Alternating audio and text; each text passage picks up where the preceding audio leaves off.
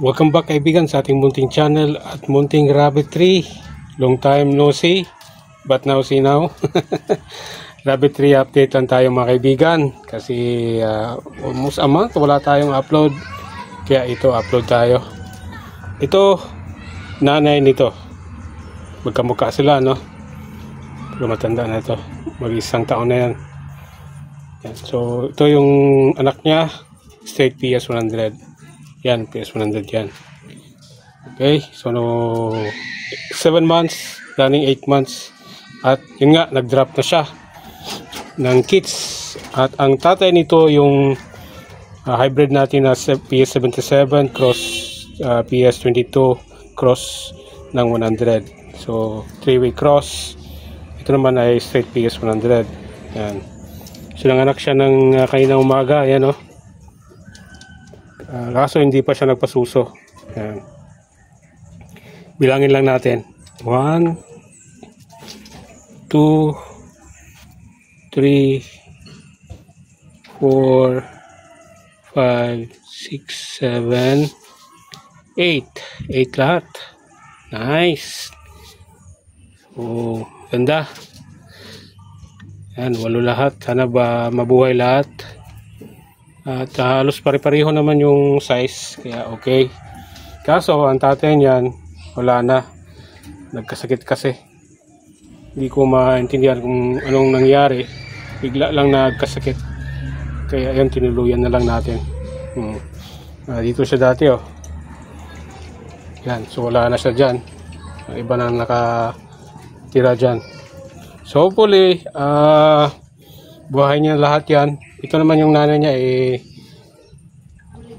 magaling naman mag-alaga. So hopefully ganun din at pasusuin niya yan, no? Malalakas at maliksi naman yung mga anak niya. Yan mga kaibigan. Yan isa sa mga update natin mga kaibigan. Kasi matagal-tagal na rin yung upload natin. At sa mga nagtatanong kung may mga rabbit ba tayo, meron pa po. Ito ay PS49 Cross Kali, yung PB Kali natin. Running 7 months pero hindi pa nanganak. Hindi siya nabuntis nung unang kasta. So hopefully nakastahan siya, mabuntis yan. Ito ay PS100 Cross Kali, kaya may team. Pero 6 ito sa lahat. Pakita ko mamaya yung 4. Yan, kapatid niyan. PS49 Kali pa rin, tingnan nyo, Kali na Kali, pero ang tenga mahaba. Nakastahan na yun dyan.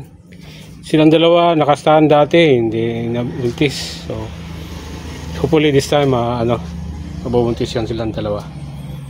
Dito yung PS100 natin. Yan, okay pa naman, buhay pa. 2 taon siya nung November. So maganda pa naman. Ito yung PS49 natin, tatay nung puti. Yan. Ito yung mga pure Kali natin. PB Kali Cross, PB Kali. Ang mga breeder dyan, wala na. Nag-retire na. Ang nanay nito ay ito. So nagpapahinga siya ngayon. Kasi pakakastahan natin siya. So nawali na yan. Bilang lang tayo ng 10 days. Tapos pakastahan natin. Ano naman yung ating dati, yung pure Kali natin dito, wala na, nagkasakit din. Tsaka matanda na rin yun, almost 3 years na. So ito na kapalit anak niya. Ayan. Pero bata pa ito, 4 months pa lang. Ayan. Ito naman yung kapatid ng itim kanina. Ayan. PS100 cross ng Kali. Do yan, do lahat. Pinipilihan ko pa kung pwede yan pang breeder, pero tingin ko hindi na siguro kasi mostly sa ating mga line dito ngayon ay line breed na siya. So siguro bibili ako ng blow para sa ating mga lalaki. Hindi pa tayo. Ito na yung pinakamatanda natin na rabbit, kasi mag 3 years na ngayong, malapit na ngayong buwan, mag 3 years na yan. So iniwan ko pa siya kasi magaling siya mag-alaga at binubuhay niya yung mga kids niya, kaya iniwan ko muna siya dyan. So tingnan natin this time kung mabuntis siya kasi nakasta na yan siya. Upgraded Collie, yan ang yung upgraded Collie natin. Ito kapatid to ng kanina, dalawang itim at saka yung puti at saka agote. Pero mga buck ito. For kata ito. This month. Ito anak to ng upgraded Collie cross PS 77 PS 22 cross 100. Tatlo lang sila na iwan. 6 to sila lahat. Namatay ang isa, tapos may bumili ng dalawa nandun sa Mati. Hindi, sa Lupon pala, sa Lupon. Ayan. Yung sa taas dito wala na, giniba ko muna. Yung gumagamit dito nag-retire na rin, so kailangan kasi palitan ng sira na. Ayan. So iniunti-unti kong inigiba para mapalitan. Ayan. Dito naman, walang laman, pero kailangan to palitan kasi nga, tingnan nyo, ang kahoy mapuputol na. Tapos yung cage, sira-sira na rin. Ordinary lang kasi ito na welded wire. Yan ang problema sa ordinary welded wire. Yung makintab, yan, 2 years lang pwede gamitin, pero after that, wala na, sira-sira na. Yan.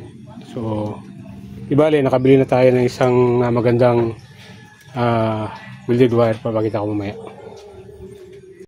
Ito naman yung ating straight 100 PS 100. Yan, dalawang doe tsaka doe ito, pero first batch ito. Yan, ito back PS 100. Kapatid niyang dalawa niyan. So 4 months ito ay running, 8 months na ito pero hindi na buntis. Tapos yung dito, yung PS 100 na kapatid nila, sinuluyan ko na kasi may nag-umorder ng rabbit yun. Kaya yun ang naging ginamit natin. Ito mostly ito yung ginamit natin na PS 100. Nasa 3.8 lang siya, maliit. Anak siya ng PS 100 natin. PS 100 straight PS 100. So agresibo kasi siya, kaya ginamit natin yung PS49 Collie. Siyang nakakasta saka kay upgraded Collie. Siyang ginamit natin ngayon kasi aggressive. Yan. So nasira na rin yung kahoy, umagsak. So kailangan lang natin palitan. Yan. May ginagawa lang tayo ngayon, kaya medyo hindi natin naalagaan yung mga kulungan nila. Ayan. Bago lang naubos actually na ang kanilang damo. Pero meron pa yan. May damo pa naman sila. Ayan. Hati-hati. Yung mga pan talaga na hindi masyado kumakain ng damo. Ayan. So yan. So yan lang mga kaibigan ang update dito sa ating munting channel at munting rabbitry. Sa mga nagtatanong kung may mga kuninga pa ba tayo, meron pa naman po. Kailangan lang natin palitan yung mga cages natin, yung mga lumang cages. Kasi sira-sira na. Actually ito, kaya nito. Sira na. Hindi to maganda pag natusok yung rabbit natin. Yung magkakaroon sila ng lumps. Ayan. So ito din ang disadvantage sa ordinary welded wire. Kaya okay lang siya sa bago 1 year, pero pag tumungtong na siya ng 2 years old na ginamit, yan, kalawang tapos yan. Pakita ko lang sa yung binili natin na welded wire. Ito, nakatago yung ating isang rolyo ng welded wire. Yan, ito. Pero nagamit na natin ito. Ayan, hindi siya makintab. So magandang klase ito.